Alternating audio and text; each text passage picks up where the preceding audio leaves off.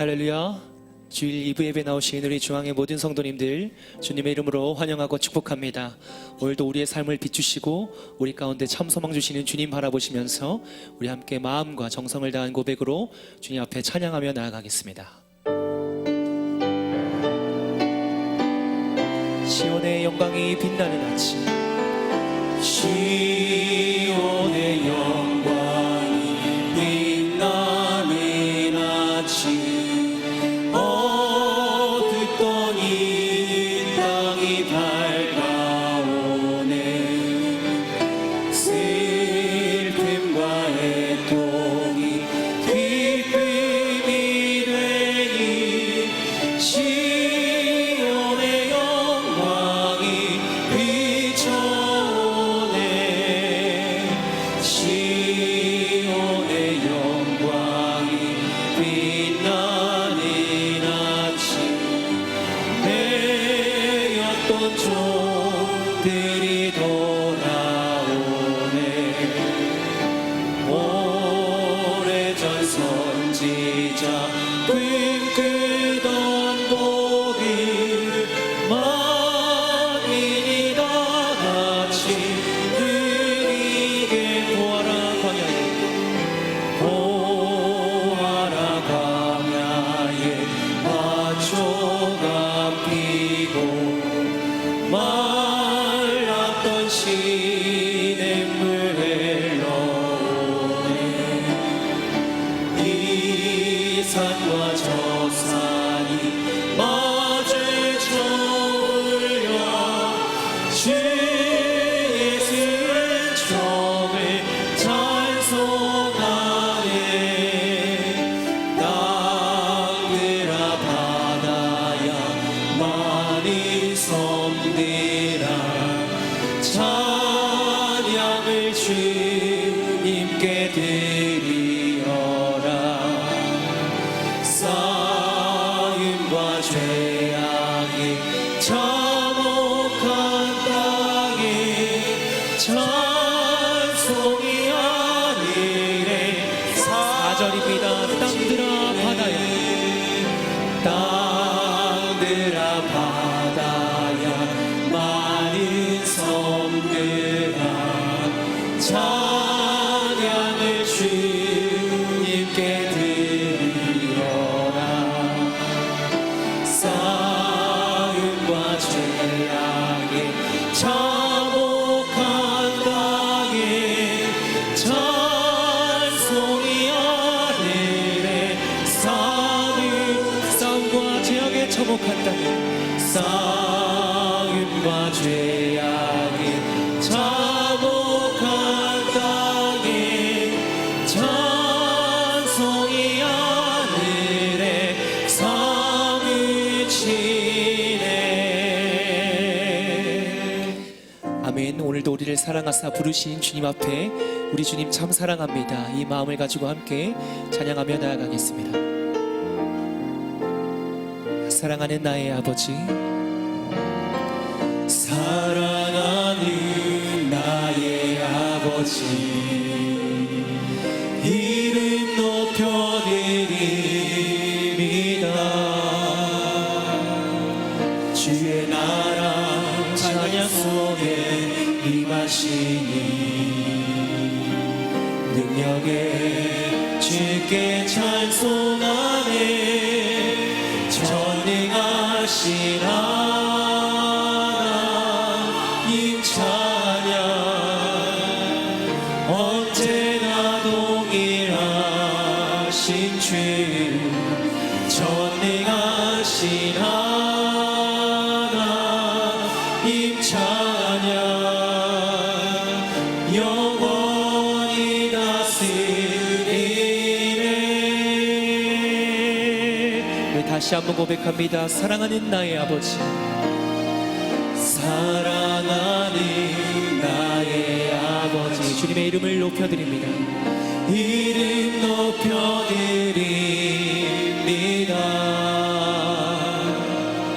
주의 나라 찬양 속에 임하시니 능력에 주님. 다시 한번 고백합니다. 사랑하는 아버지, 사랑하는 나의 아버지, 이름 높여드립니다. 주의 나라 자녀 속에 임하시니 능력에 주께 찬송하네. 전능하신 하나님 찬양, 언제나 동일하신 주, 전능하신 하나님 찬양, 영원히 다스리 전능하신 하나님 찬양, 언제나 동일하신 주, 전능하신 하나님 찬양, 영원히 전능하신 하나님을 마음을 다해 고백합니다. 전능하신 하나님 찬양, 언제나 동일하신 주, 전능하신 하나님 찬양, 영원히 다스리네.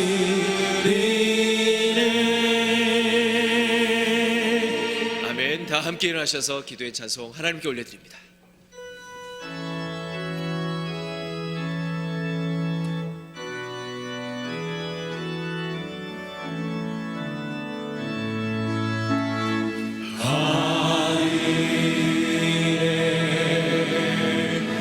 계신 아버지,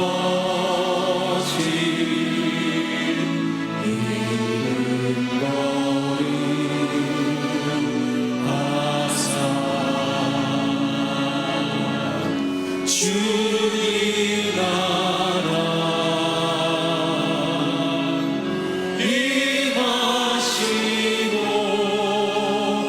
되시는 주의 나라 주의 권세 주의 영광 영원히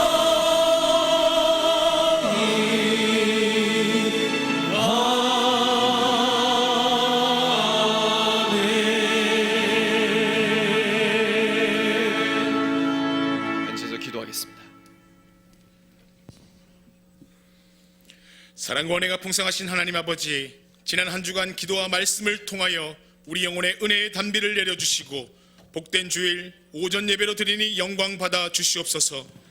우리의 삶 속에서 우선순위를 바로 세우게 하셔서 무엇보다 예배를 소중히 여겨 예배의 감격을 회복하고 경건한 영성으로 하나님의 뜻을 구하고 성숙한 인격으로 우리 안에 있는 하나님의 형상을 발견하고 그리스도의 선한 영향력을 드러내게 하여 주시옵소서. 하나님이 주신 많은 복을 누리면서도 감사하기보다 원망과 불평을 했던 모습, 하나님의 나라와 의를 구하기보다 나 자신의 안락한 삶을 추구하고 분주한 삶 속에서 하나님을 향한 시선을 놓쳐버리고 세상에 빠져 살던 모든 모습을 주님 용서하여 주시고 다시금 말씀 안에 새로워지게 하여 주시옵소서. 하나님을 영화롭게 사람을 존귀하게 과연 그 교회 2020년 사역 가운데 거룩한 습관이 삶의 열매로 나타나게 하여 주시옵소서. 온 성도가 함께 한 마음으로 기도하며 하나님의 역사를 경험하게 하여 주시옵소서. 성경적 가치관을 가지고 다음 세대를 이끌어 나갈 지도자를 키워내는 사명을 우리 교회가 감당하게 하시고, 다음 세대를 향하여 꿈을 꾸고 역사의 거룩한 발자취를 남겨 지역사회의 자랑, 한국교회의 긍지, 민족의 소망, 세계의 등불이 되는 과연 그 교회로 복내려 주시옵소서. 특별히 하나님께서 세우신 고명진 담임 목사님, 주의 능력의 손으로 늘 함께하여 주시고 영육간에 강건케 하사 한국교회와 세계를 향한 영적 리더로 아름답게 사용하여 주시옵소서. 김정한 원로 목사님 건강을 지켜주시고 주신 사명 잘 감당할 수 있도록 하나님의 은혜를 더하여 주시옵소서. 나라와 국민을 위해 기도합니다. 문재인 대통령과 모든 위정자들에게 지혜와 명철을 주시고 모든 직무를 하나님을 두려워하고 국민을 사랑하는 마음으로 잘 감당케 하여 주시옵소서. 정치, 경제, 교육, 문화, 안보, 특별히 코로나 바이러스 질병으로부터 하나님이 지켜주시고 복 주셔서 세계 속의 대한민국으로 우뚝 서게 하여 주시옵소서. 예측하기 어려운 남북관계로 인해 마음이 불안하고 선거를 앞두고 있는 중요한 한 해를 살아가고 있습니다. 하나님의 사람들이 곳곳에서 빛을 발하도록 도와주시옵소서. 이제 하나님의 말씀을 듣는 시간입니다. 이 시간 고명진 담임 목사님을 통하여 주시는 하나님의 말씀을 들을 때 아멘으로 화답하여 공동체와 우리 인생에 주시는 하나님의 축복을 마음에 새기고 감사로 가득 차게 하여 주시옵소서. 기쁨으로 예배를 섬기는 많은 손길과 모든 순서를 통해 하나님 영광 받아 주시고 우리를 구원하신 예수님의 이름으로 간절히 기도하고 남나이다. 아멘.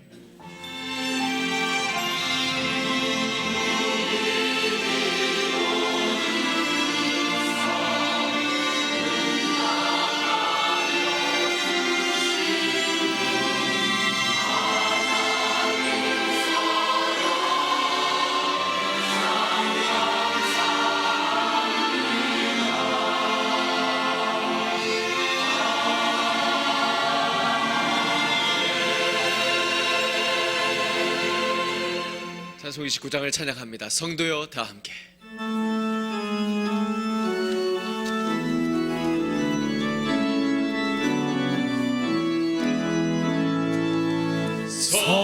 성도여 다 함께 할렐루야 아멘.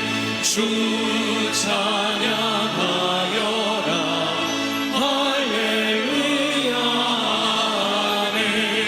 주 보좌 앞에서 택하신 은혜를 다 찬송하여라 할렐루야 아멘. 주 찬양하여라 할렐루야 아멘.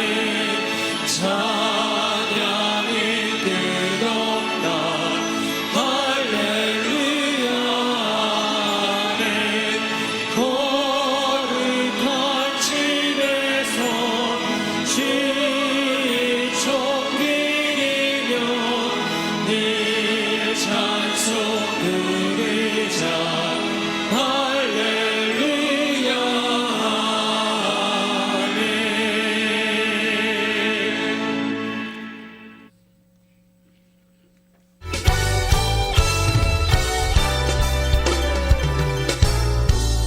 (2020년) 하이틴 청년위원회를 소개합니다.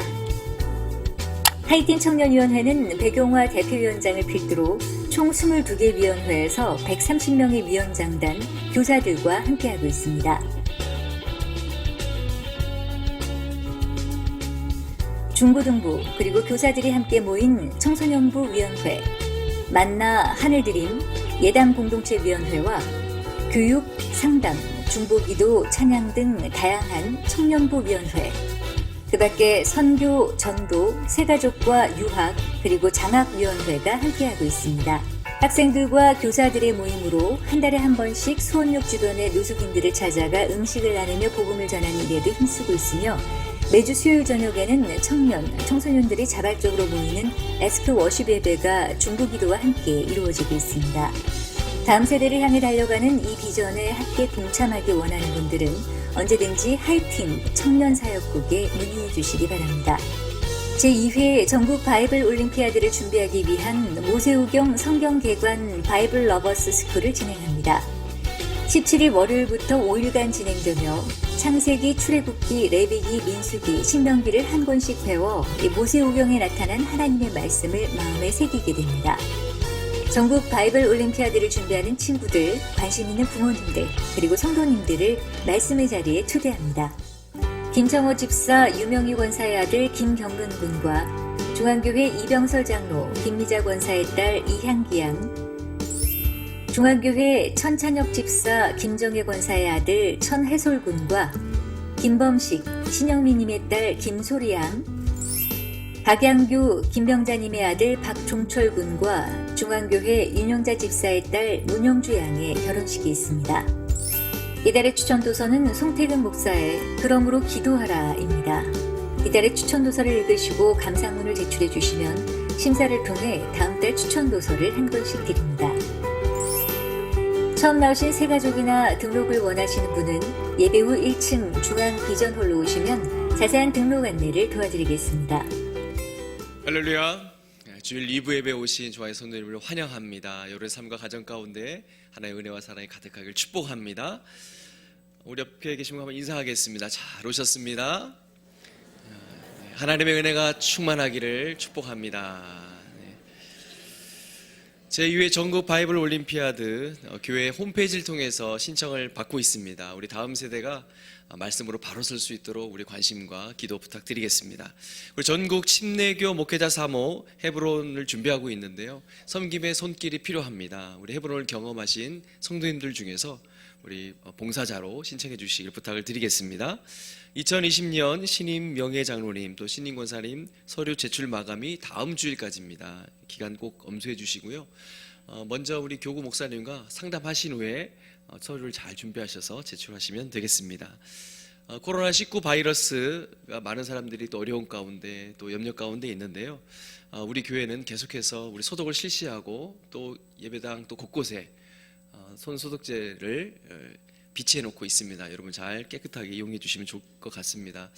내 몸을 깨끗하게 하는 것도 참 중요하지만 그와 더불어서 우리 믿음으로 승리하는 우리 모두 되기를 원합니다.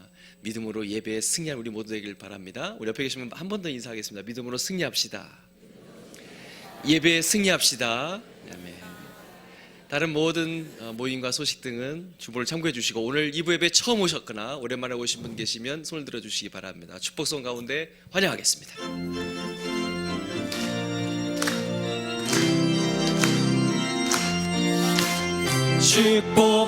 축복합니다. 주님의 이름으로 오늘 처음 오셨거나 오랜만에 오신 분 계시면 오늘 손을 잠시 들어주시기 바랍니다. 주님의 사랑으로 이곳에 모인 주의 거룩한 자녀에게 주님의 기쁨과 주님의 사랑이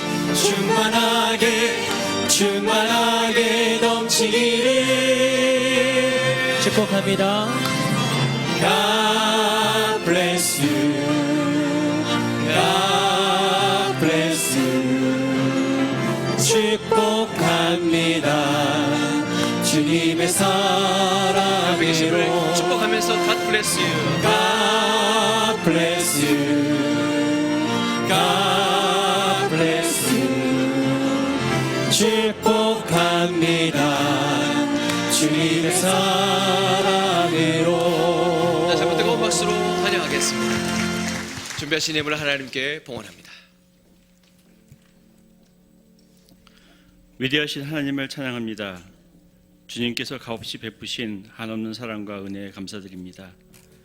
주님께서 주신 많은 것 중 일부를 헌금으로 드립니다. 단순히 금전을 드리는 것이 아니고 저희의 마음과 정성과 시간과 육체의 헌신을 드리옵나이다. 쓰고 남는 것을 드리는 것이 아니고 구별하여 드리며 이 헌금이 우리의 뜻대로 쓰이지 않는다고 섭섭해하지 않도록 하시고 오직 하나님의 뜻을 이루는데 온전히 쓰일 수 있도록 주여 도와주시옵소서. 드리지 못한 자의 기도를 주여 특별히 들어주셔서 드릴 것이 넘치게 하시고 머리 숙여 간구하는 모든 성도들의 기도를 주께서 친히 이루어주실 것을 믿습니다.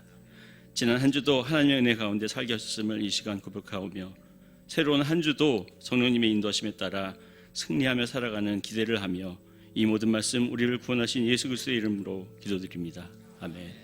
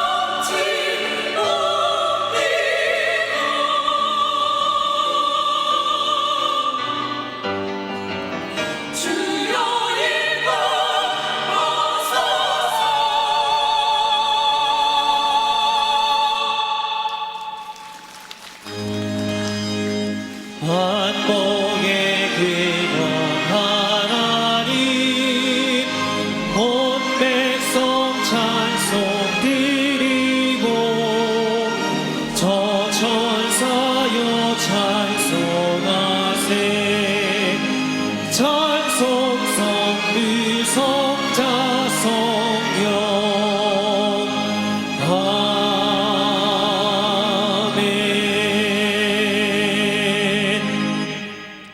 오늘 우리에게 주신 하나님의 말씀 에베소서 4장 1절에서 6절 말씀을 함께 봉독하겠습니다. 그러므로 주 안에서 갇힌 내가 너희를 권하노니 너희가 부르심을 입은 부름에 합당하게 행하여 모든 겸손과 온유로 하고 오래 참음으로 사랑 가운데서 서로 용납하고 평안에 매는 줄로 성령의 하나가 되게 하신 것을 힘써 지키라. 몸이 하나요 성령이 하나이니 이와 같이 너희가 부르심의 한 소망 안에서 부르심을 입었느니라. 주도 하나요 믿음도 하나요 침례도 하나요 하나님도 하나이시니 곧 만유의 아버지시라. 만유 위에 계시고 만유를 통일하시고 만유 가운데 계시도다. 아멘.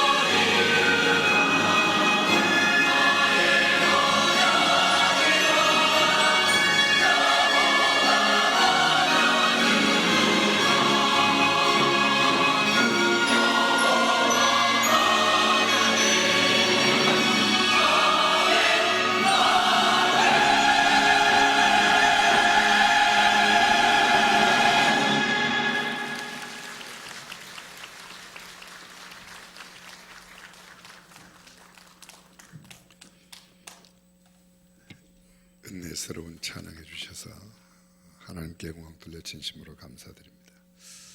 하나 여쭤보겠습니다. 지난주 설교 제목이 뭐였죠?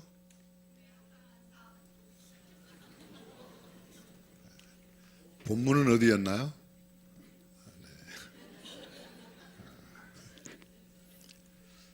빌립보서 1장 말씀을 중심으로 해서 복음에 합당한 삶, 복음이 무엇인지를 정확하게 알고 복음의 사람으로서 복음을 전하며 사는 사람, 복음의 사람입니다.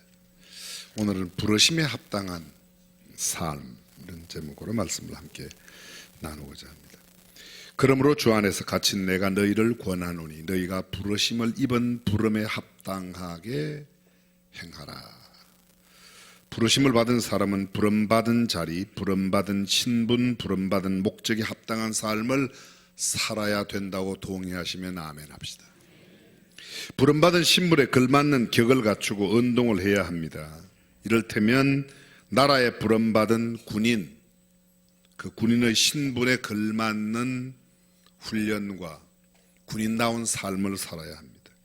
교사로 부름받은 사람, 경찰관으로, 소방관으로, 공무원으로 각양각색의 자리에 부름받은 사람은 부름받은 자리에 내게 주어진 직임의 자리에서 내게 맡긴 사명을 잘 감당해야 됩니다. 국가대표 선수로 부름받은 운동선수들, 내가 축구선수로 부름받았으면 축구선수답게 가슴에 단 태극마크에 자기의 나라, 우리나라 대한민국에 부끄럽지 않은 그런 대표 선수로 뛰어야 됩니다. 축구하는 사람이 배구하는 사람에게, 배구하는 사람이 야구하는 사람에게 서로를 비난하면 옳지 않은 경우입니다. 회사의 사원으로 입사를 하게 되면 그 회사 사원으로서 걸맞는 삶을 살아야 합니다. 세상에 널리 알려진 와이즈맨, 또 로타리 클럽, 라이온스 클럽, 그런 회원으로 가입하면, 라이온스 클럽의 회원이 되면 라이온스 클럽이 요구하는 여러 요청사항이 있습니다. 그것을 다 이루고 회원이 되어야 정회원으로서의 삶을 살아가는 겁니다. 예수 믿는 사람, 그리스도인으로 하나님께서 하나님의 자녀로 우리를 불러주셨습니다. 그 부름의 자리에, 부름에 걸맞는 삶을 살아야 될 줄로 믿습니다. 어떤 모임과 단체의 일원으로 부름받으면 그 부르심에 합당한 격을 갖추고 그의 신분과 그의 자리, 위치, 역할에 걸맞는 말을 하고 행동하고 삶을 살아야 자기가 속하여 있는 그 단체나 모임에 누를 끼치지 않습니다. 이것은 의무요 책임입니다. 만약 어떤 사람이 그 부르심에 합당하게 살지 못한다거나 그 소속되어 있는 모임과 단체, 공동체에 불명예를 안기거나 욕을 먹게 하거나 자리와 신분, 직위에 어울리지 않는, 소위 말해서 부르심에 합당한 삶을 살지 못한다면 얼마나 창피하고 부끄러운 일이 되겠습니까? 그러면 우리는 물어야 합니다. 우리는 하나님의 부르심에 합당한 삶을 살고 있는가? 오늘 주님께서 로마의 옥중에 갇혀 있는 바울을 통하여 우리에게 이렇게 말씀하십니다. 내가 너희를 권하노니, 여기 권한다는 말씀은 간청한다는 겁니다. 고압적인 명령으로 하는 것이 아니라 아주 매우 간곡하고 간절하게 애원하는 태도로 부탁하는 겁니다. 애절하고 간곡하게 요청하는 그 내용, 도대체 그것이 무엇인가? 부르심에 합당하게 행하여 성령이 하나 되게 하시는 것을 힘써 지키라. 한마디로 말하면 부름에 합당한 삶을 살아서 하나가 되라고 이야기하는 것입니다. 우리 모임을 뭐라고 그럽니까? 교회라고 그럽니다. 교회, 소위 믿음의 공동체가 교회이고, 교회가 함께 모이는 장소는 예배당 또는 교회의 땅이죠. 이 교회라는 말, 에클레시아, 에크, 밖으로, 랄레오, 부르다, 밖으로 불러, 세상에 죄악 가운데 있던 사람들을 불러내어 영광스러운 하나님 나라의 백성으로 불러주신 부름받은 사람들의 공동체, 그것이 교회입니다. 구원받은 하나님의 자녀들인 그리스도인 공동체, 이러한 교회는 하나가 되어야 된다고 이야기합니다. 3절을 보십시오. 성령의 하나 되게 하신 것을 힘써 지키라. 4절, 부르심의 한 소망 안에서 부르심을 입었느니라. 한 소망으로 부르심을 받았기 때문에 하나가 되어야 한다, 그런 말입니다. 이 말씀은 우리 모두가 같은 말을 하고 같은 행동을 하라는 뜻은 아닙니다. 각자 자기에게 주어진 은사대로 살지만 한 목적, 한 신앙, 한 정신으로 살라, 그런 뜻입니다. 지금 오늘 우리 2부 찬양 드릴 때 오케스트라가 함께 아름다운 연주를 했습니다. 오케스트라는 여러 가지 악기가 있습니다. 소리가 다 다릅니다. 바이올린, 비올라, 첼로, 피아노, 바순, 트럼펫, 트럼본, 클라리넷, 심파니, 심볼, 오베, 컨트라베, 여러 악기들이 다 있습니다. 왜 내 악기는 안 부르냐고 그렇게 따지지 말고 자기가 그냥 부르세요. 다 각기 다른 소리를 가진 악기를 연주합니다. 예를 들어 우리 오케스트라가 Amazing Grace, 나 같은 죄인 살리신 그거로 하나님을 찬양한다고 생각해 보십시오. 각기 다른 악기들이 각기 다른 소리를 내지만 조화를 이루어 하나님을 찬양하는 겁니다. 만약 어떤 악기가 자기 소리만 유독 크게 낸다든지 자기 소리를 안 낸다든지 유독 작게 낸다면 아름다운 조화, 소위 하모니를 이룰 수가 없습니다. 교회도 마찬가지입니다. 누구의 소리가 너무 크면 또 한쪽에는 소리를 너무 내지 않으면 교회는 불협화음이 생기게 마련입니다. 한 악기 소리가 너무 커도 한 악기 소리가 너무 작아도 되지 않습니다. 비록 악기 소리는 서로 달라 다양하지만 하나님께 찬양드리는 한 마음과 한 뜻, 한 정신으로 연주할 때 아름다운 하모니를 이루어 하나님을 찬양하는 귀한 찬양이 될 줄로 믿습니다. 그렇습니다. 소리는 다 다릅니다. 교회 내에 여러 직분, 여러 부류의 사람들이 함께 모여 있습니다. 우리 교회만 해도 수천 명 등록된 교인이 수만 명 됩니다. 그 많은 사람들이 각기 자라온 배경이 다르고 가지고 있는 탤런트와 은사가 다 다릅니다. 다 같을 수가 없습니다. 같아서도 안 됩니다. 각기 다르지만 하나님을 섬기는 일에 한 마음과 한 뜻, 한 정신이 되어야 할 줄로 믿습니다. 그것이 하나됨입니다.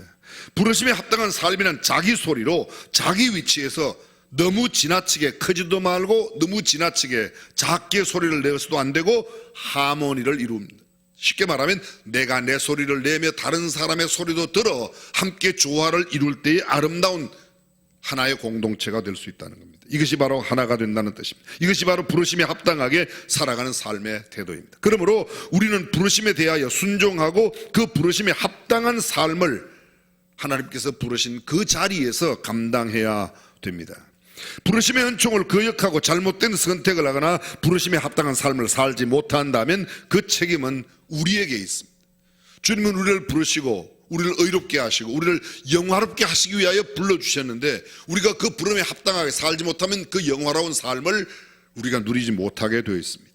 예수 그리스도를 구주와 주님으로 믿고 영접하여 구원받고 하나님의 자녀가 되어 삶의 질이 달라졌다면 부르심에 합당한 삶으로 보답하는 그런 삶이 성도의 마땅한 도리라고 믿습니다. 성경은 하나님이 어리석은 사람, 약한 사람, 멸시받는 사람, 세상에 천한 사람, 어떤 면에서 부정적인 요소들을 가지고 있는 사람들을 불러주셨습니다. 여러분 생각해 보십시오. 모세는 80살에 부름을 받았습니다.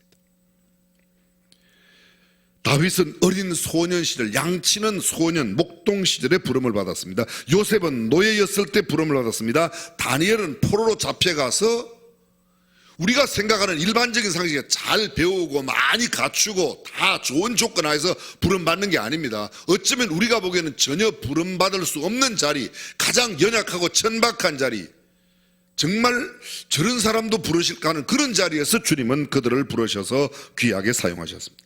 역사상 많은 신앙의 위인들은 하나님께서 자기를 특별한 소명을 위해 부르셨다는 믿음으로 사명의 동기를 부여받고 그 사명의 자리에서 그 일을 감당하여 거룩한 흔적을 남긴 것입니다.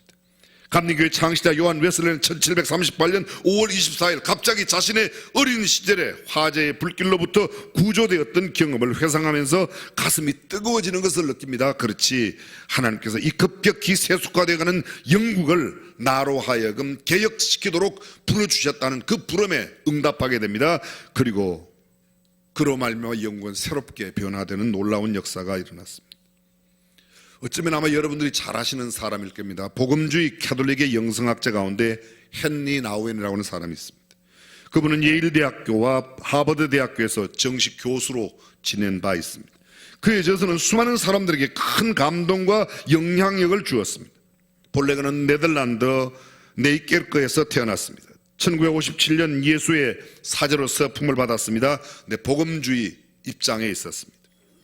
심리학을 공부하고 그는 인간의 고난을 더 깊이 이해하고 싶어서 1964년 미국으로 건너가 그곳에서 계속 공부합니다. 매닝그 클리닉에서 종교학과 정신의학을 통합해서 함께 공부합니다. 30대에는 노틀담 대학교 가서 함께 교수직을 감당했습니다. 예일대학교의 신학부 학생들을 가르치는 신학 교수직을 지냈습니다. 그런데 1986년 마침내 그는 새로운 부르심에 순종하는 역사가 그의 삶 가운데 있게 됩니다. 1985년도 그가 어떤 날 한 사람의 방문을 받게 됩니다. 근데 그 방문을 한 사람은 프랑스에 있는 조그마한 공동체에 있는 사람인데 장애인들의 함께 발달 장애인들이 살고 있는 곳을 함께 살고 있는 사람인데 와서 그들이 어떻게 살고 있는가 발달 장애인의 공동체에 대한 이야기를 들려줍니다.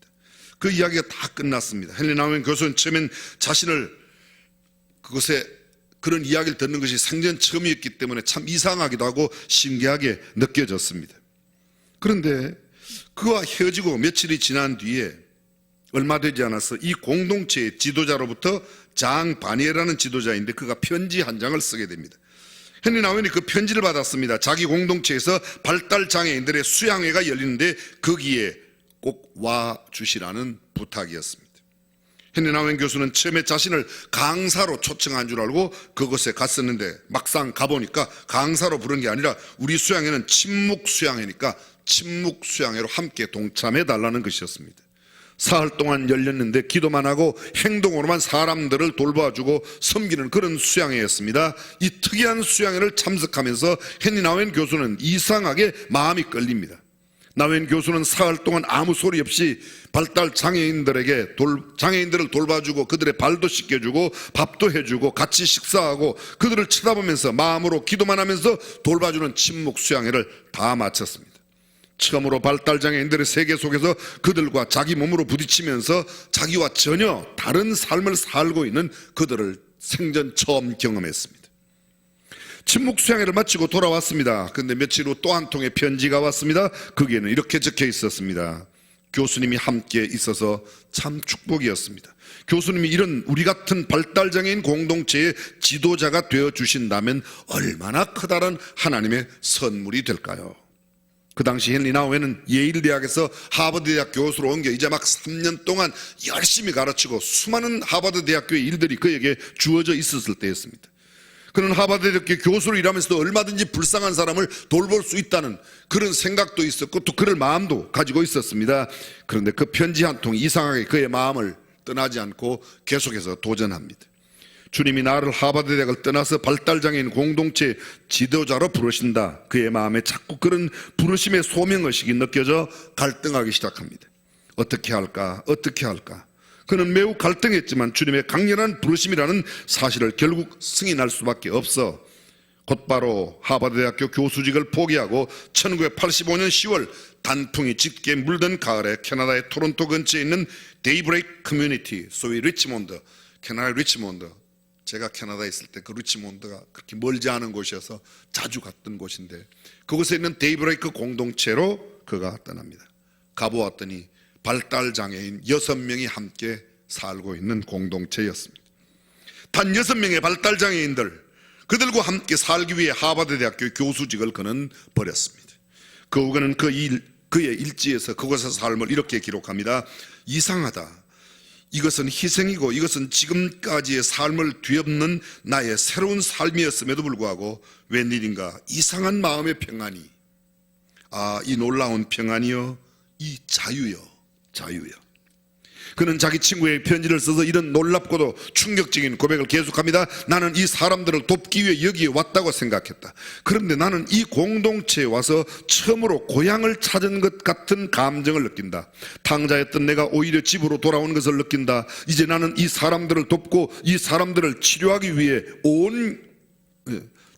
위해서 온 것만이 아니라는 것을 분명하게 정언할 수 있다.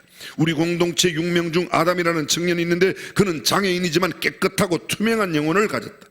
나는 그의 영혼과 부딪히면서 그가 나를 치료하고 있다는 믿음을 지울 수가 없다. 그가 나를 확실히 치료하고 있다. 나에게 붙어있던 찌꺼기, 거짓된 위선, 욕심, 가면 이런 것들이 씻겨 나가도록 내가 섬기고 있는 아담이 내 영혼을 치료해주고 있었다. 이것은 얼마나 놀라운 발견인지 모른다.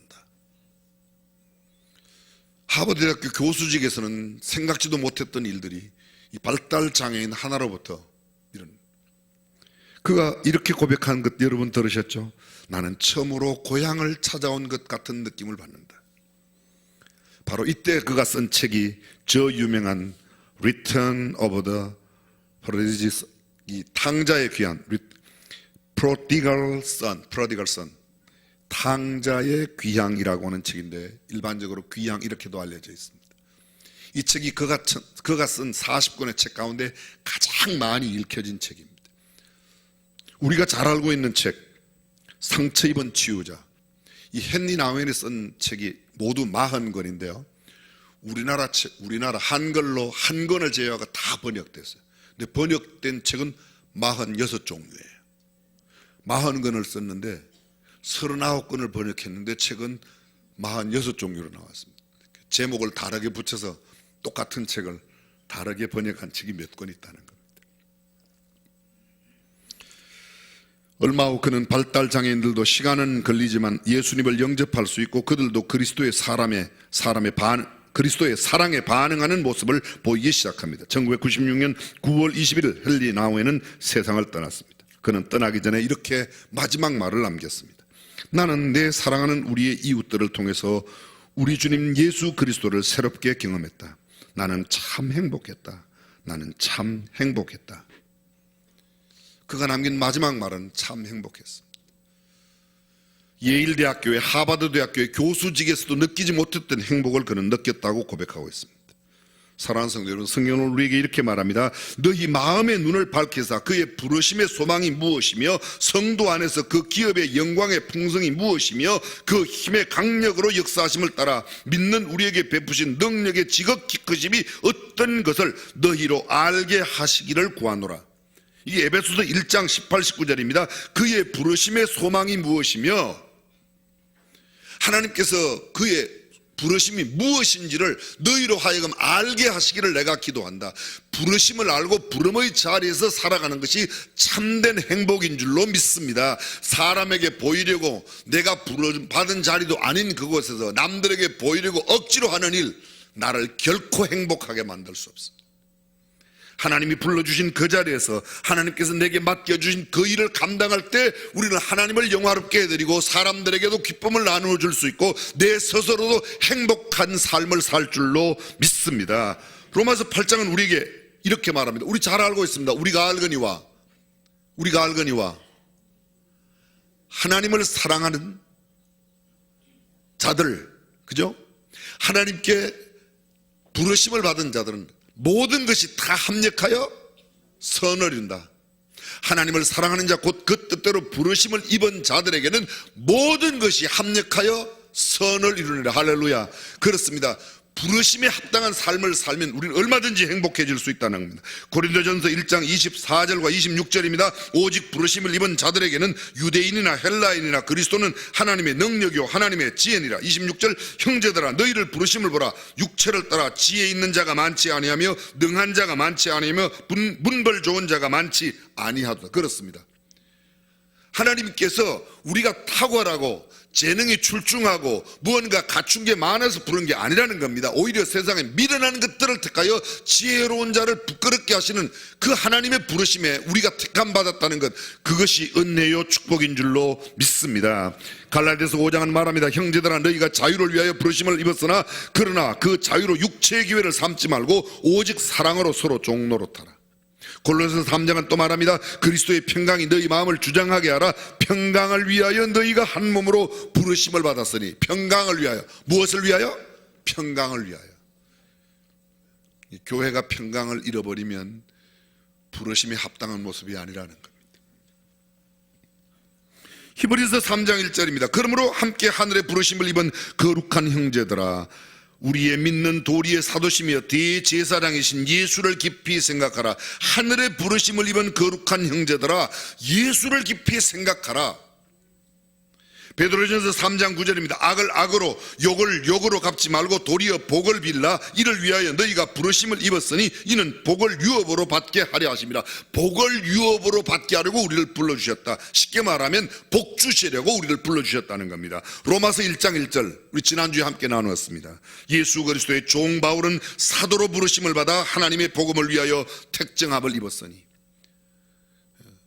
모든 사람들은, 그리스도 안에 있는 모든 사람은 하나님의 자녀로 부름을 받았습니다. 그 자녀들 가운데 특별한 사명을 맡겨 특별한 직책을 맡기는 소위 second calling, 제2의 부르심이 있을 수 있다는 겁니다.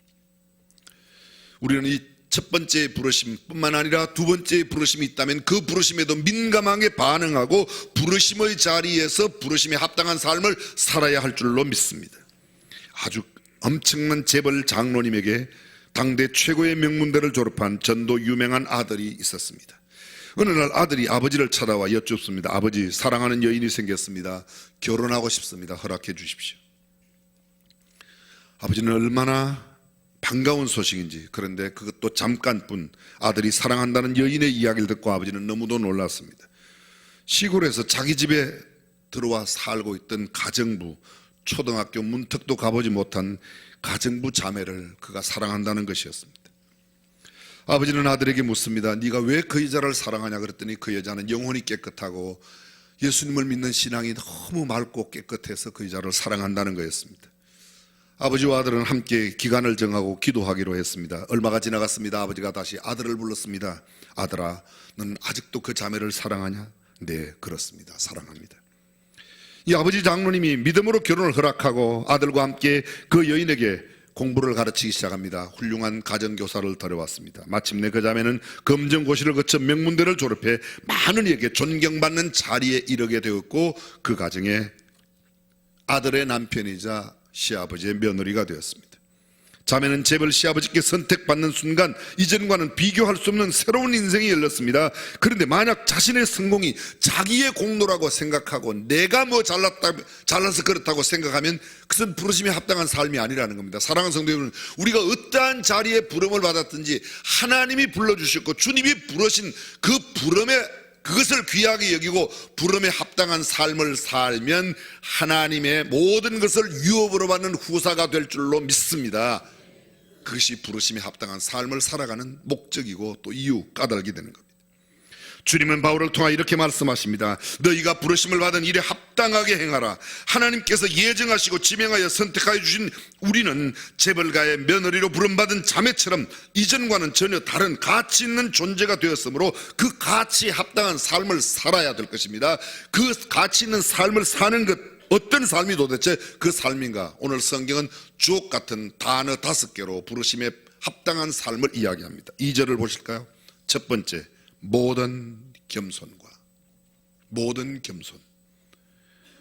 타이페이노 프로수네라고 하는 말로 되어 있습니다. 겸손은 성경이 만든, 기독교가 만든 아주 아름다운 미덕의 단어입니다.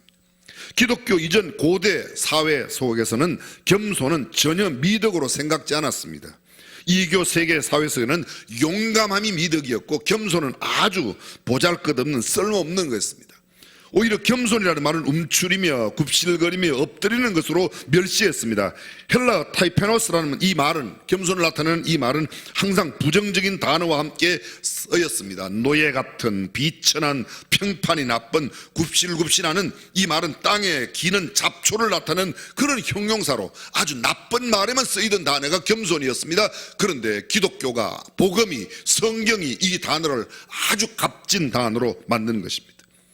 기독교는 겸손을 제1의 미덕으로, 모든 미덕의 근거와 원천으로 두었습니다. 유명한 바실은 이렇게 말합니다. 겸손은 모든 미덕을 담는 보석 상자다. 참으로 그런 것 같습니다. 어떻게 겸손해질 수 있는가? 3가지를 이야기합니다. 철저한 자아를 인식할 때, 두 번째, 자기 삶을 그리스도의 삶 곁에 또는 하나님의 명령빛 아래 둘 때, 셋째로 마지막으로 자신이 하나님의 피조물임을 인정할 때 겸손해질 수 있다고 말합니다. 첫 번째 무엇입니까?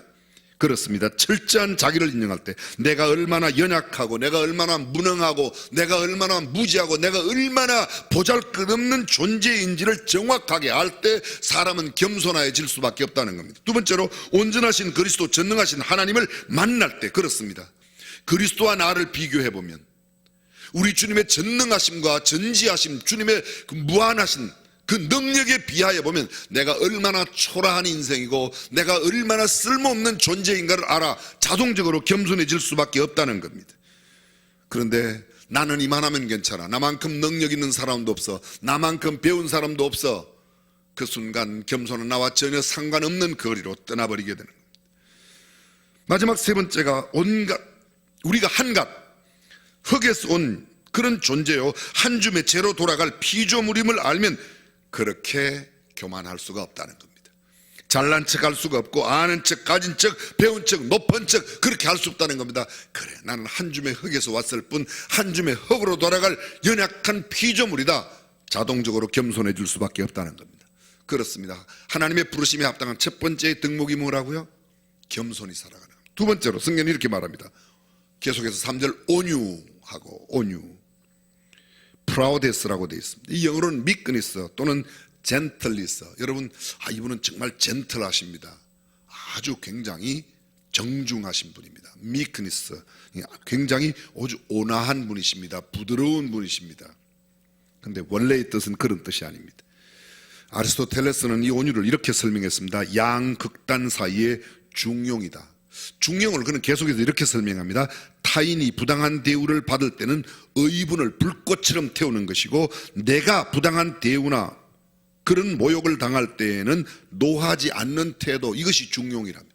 가운데가 있는 게 중용이 아니고, 남들이 억울한 일을 보면 내가 참지 못하고 의분을 이렇게 불태우고, 내가 억울한 일을 당할 때는 끝까지 거기에 대해서 내가 저항하지 않고 모욕을 당할 때에도 노하지 않는 태도를 취하는 것, 그것이 온유함의 모습이라고. 성경이 말하고 있는 이 온유함의 뜻은 또 이런 뜻이 있습니다. 잘 길들여진 동물, 아주 야성이 강하고 아주 거칠고 모관한 게 많고 그런 그 야생마가 잘 훈련이 되어서 명마가 되고 준마가 되고 아주 우승마가 된 그런 상태의 모습을 온유라고 그렇게 표현합니다. 자, 다시 말하면 모든 움직임을 통제할 수 있는 그런 경지에 이르는 사람, 하나님에 의해 철저히 지시받고 통제받는 사람이 되어서 함부로 내 본성 안에 있는, 내 야성 안에 있는 거친 모습을 드러내지 않습니다. 여러분, 우리가 생각할 때 처음부터 아주 이렇게 조용하고 나약하고 부드럽고 온화하고 이런 사람이 온유한 사람, 그건 온유한 사람이 아니에요. 온유한 사람은 처음에는 야성이 너무 강합니다. 거친 모습이 많고 아주 터프하고 굉장히 남들에게 혐오감을 주는 그런 모습이 있지만, 오히려 그것이 잘 다듬어져서 하나님의 능력으로 훈련되고 잘 다듬어져 더 이상 그러한 모습들이 겉으로 나지 않는 상태. 보십시오. 어떤 말이 준마가 됩니까? 어떤 말이 아주 명마가 되고 우승마가 됩니까? 야성이 강한 말이 훈련이 되어야 되지, 처음부터 힘없고 온화한 말은 그냥 계속 그렇게밖에 안 되는 겁니다. 그래서 볼 때 사람을 만날 때 참 죄송합니다. 성질이 지랄 맞고 아주 못됐고 아주 이상한 짓을, 저거 훈련만 받으면 제대로 되겠네, 가능성이 있다는 거예요. 계속 있으면 별 볼일 없지만 하여간 제대로 훈련만 받으면 오히려 거친 사람이 더 훌륭한 사람이 될 수 있다고 생각하시면 됩니다. 저는 그런 면에서 상당히 가능성이 많은 사람. 여러분 주위에 그런 사람 있지 않습니까? 정말 골칫덩어리, 문제야. 죄송합니다. 우리 학교에, 우리 예담 학교에 좀 그런 애들이 몇 명 있어요. 저는 한 번도 그 애가 이상하게 안 보여요. 정말로 진짜로 이상하게 안 보여. 쟤는 앞으로 무슨 간증을 만들려고 저러 할까? 그렇게 보면 기도가 되고 그렇게 또 이쁠 수가 없어요. 제가 눈이 좀 이상한가요? 진짜로. 야, 얘는 정말 어떤 간증을 만들까? 어떤 때는 선생님이 저한테 와서 그래요. 걔는 어렵다고. 어려운 게 아니에요. 우리가 걔를 못 참는 성품이 있는 거지. 걔는 괜찮아요. 걔 조금만 더 참고 조금만 더 기다리면 걔 훌륭한 사람 될 거예요. 두고 보세요. 어쩌면 선생님은 그 아이의 훌륭한 모습을 정말로 보게 될 것입니다. 아멘! 됐어요. 제가 아멘 했으니까 그냥. 사랑하는 성도님은 잘 다듬어진 성품, 그것이 바로 온유라는 겁니다. 세 번째, 성경 계속해서 말합니다. 오래 참음이라고 말합니다. 결코 굴복하지 않는 정신, 그것이 오래 참음이에요. 패배한 채로 결코 강화를 맺지 않는 로마인의 완강함을 표현한 말인데요, 전쟁에 패배하고 고난을 당하고 불행해도 낙담하거나 좌절하지 않고 단념하지 않는 그러한 정신, 그 어떤 상황이 어려운 가운데 있더라도 결코 포기하거나 단념하지 않는 모습, 그것이 오래 참음이라는 겁니다. 또 반대로 오래 참음은 이런 뜻도 있습니다. 인간에 대한 인내. 유명한 설교가 황금이빨을 가린 크리소스톰이라고 하는 설교가는 이렇게 말합니다. 복수할 수 있는 힘을 가지고 있음에도 결코 복수하지 않는 정신이 오래 참는 겁니다.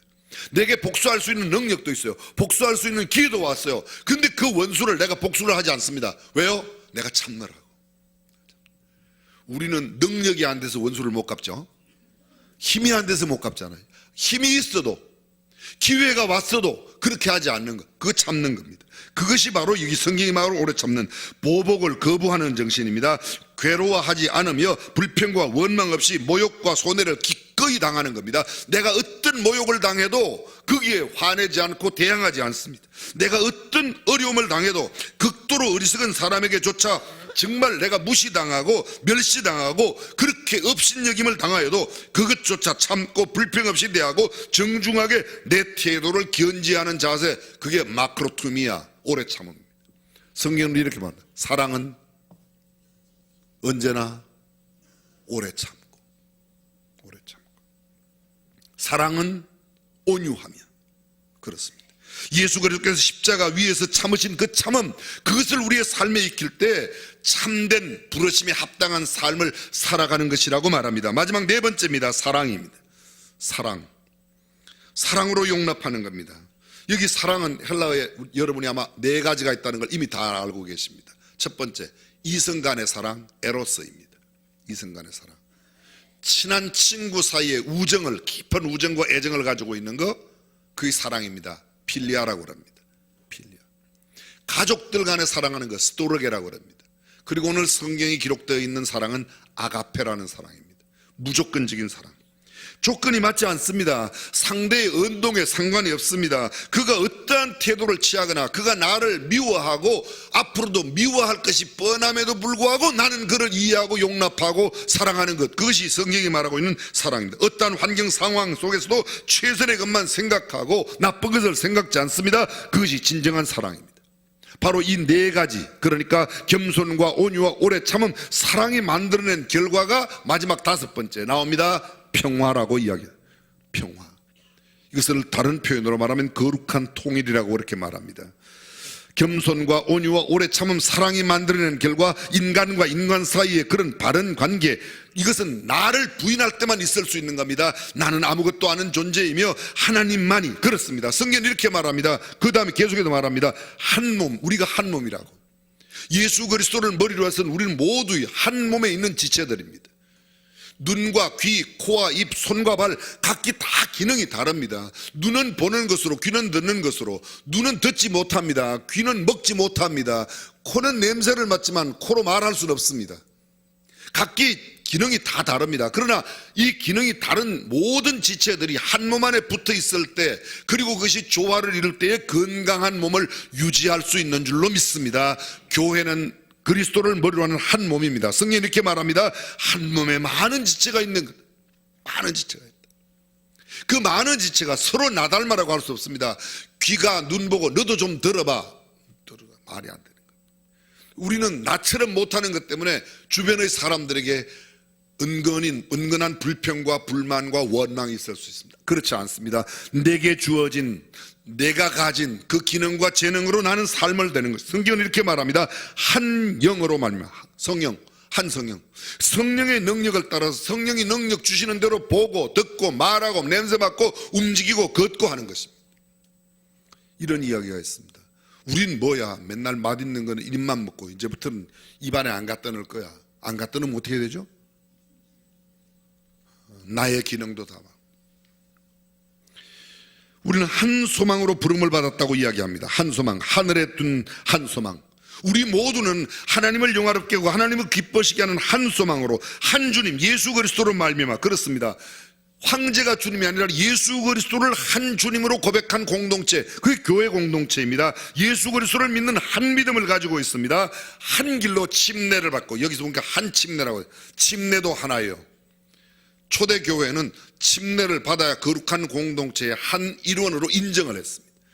그래서 하나의 공동체 안에 들어온다는 것은 반드시 침례를 받아 한 문을 통과하는 과정이 바로 이 침례였습니다. 그리고 유일하신 한 하나님을 위하여. 사랑하는 성도 여러분, 저와 여러분들이 각기 재능이 다르고 출신이 다르고 모든 배경이 다르고 가진 모든 능력과 모든 것이 다 다를지라도 하나님을 섬기는 믿음의 하나가 되고 한 하나님을 섬기는 그 마음으로 한 정신 한 뜻이 되어 건강한 교회를 이루어 가시기를 주님의 이름으로 축원합니다. 부르심에 합당한 삶, 그렇습니다. 오늘 저와 여러분들이 부르심에 합당한 삶으로 아름다운 교회를 이루어 하나님께 영광 돌리고 무슨 사람들에게도 거룩한 도전을 주는 우리 중앙 가족 다 되시기를 주님의 이름으로 축원합니다. 기도하겠습니다.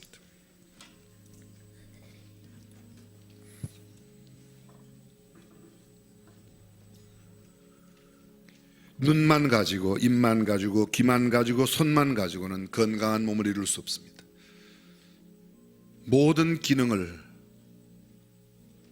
다 함께 조화롭게 갖추고 있을 때 건강한 몸을 이룰 수 있습니다. 나를 무엇으로 어디에 부르셨는지, 어떤 기능을 감당하라고 부르셨는지, 나를 부르신 부름에 합당한 삶을, 그 자리를, 그 위치를, 그 신분을 정확하게 찾아야 합니다. 그리고 그것을 충성스럽게 감당할 때 아주 건강한 교회가 될 것입니다. 전능하신 우리 하나님, 주님의 핏값으로 사신 우리 중앙교회가 건강한 몸이 되어 하나님을 영화롭게 기뻐시게 해드리고 무슨 사람들에게도 참 아름다운 교회의 모습을 나타내는 산 위의 동네 같은 교회가 되게 하여 주옵소서. 주 예수님의 이름으로 기도합니다. 다 함께 일어나셔서 우리 결단하며 찬양하겠습니다.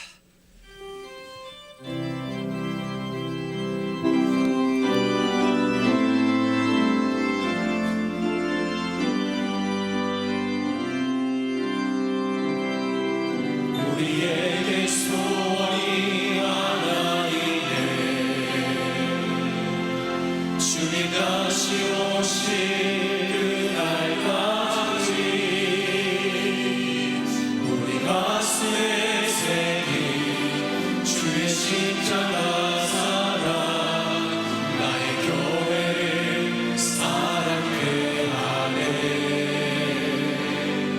주의 교회를 향한 우리 마음, 희생과 포기와 가난과 고난, 하늘며 죽음조차 우릴 막을 수 없네. 우리 교회는 이 땅의 희망, 교회되게 예배되게 우릴 사용하소서. 진정한 부흥의 날 오늘 임하도록 우릴 사용하소서.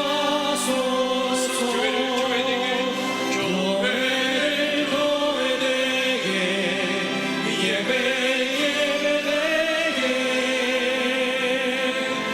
우릴 사용하소서. 진정한 부흥의 날 오늘 임하도록 우릴 사용하소서.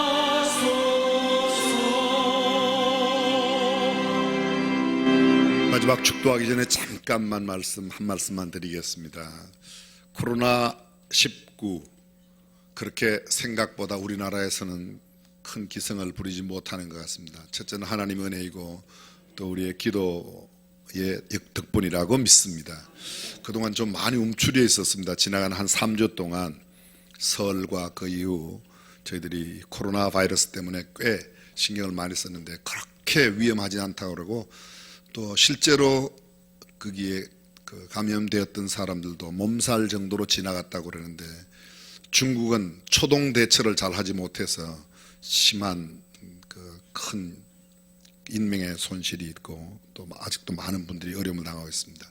한국은 그렇게 큰 걱정 안 해도 될 것 같습니다. 이제 좀 다시 마음을 좀 이렇게 너그럽게 하시고 좀 긴장은 여전히 좀 긴장은 되시겠지만 그래도 좀 풀고 다시 한번 신앙의 열정의 자리로 우리 주변에 있는 분들 함께해 주시면 진심으로 감사드리겠습니다. 기도하겠습니다. 주 예수 그리스도의 은혜와 하나님의 무한하신 사랑과 성령님의 감동 감화 교통 충만하심이 오늘 주님의 부르심에 합당한 삶을 살기로 다짐하고 하나님의 복을 기대하며 돌아가는 모든 믿음의 권속들 자녀들과 저들의 생업 그리고 우리 대한민국 가운데 영원토록 함께 하시기를 간절히 축원하옵나이다. 아멘.